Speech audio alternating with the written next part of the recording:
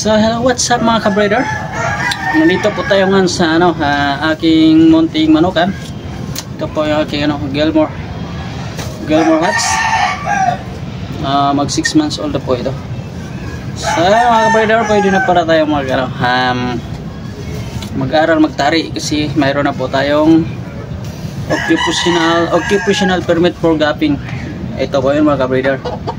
Yan po, makikita nyo, for gapping, occupational permit for gapping. So ayun, pwede na po tayo magtari ngayon mga breeder.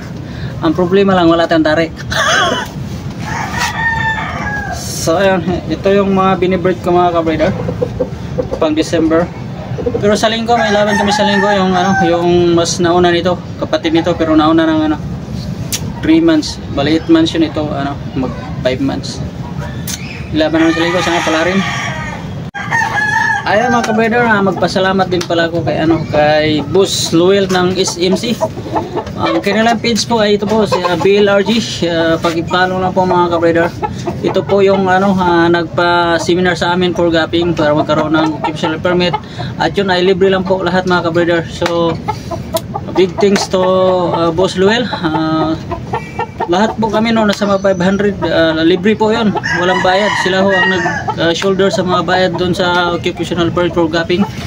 So maraming salamat po BLRG, kay Boss Luel at saka Boss Rian sa inyong bigay ng opportunity sa mga nag-uumpisa matutong magtari. Ayan lang po, Boss Luel ng BLRG, sila po yung doon sa SMC Santa Monica Cockpit. So maraming salamat, bye bye.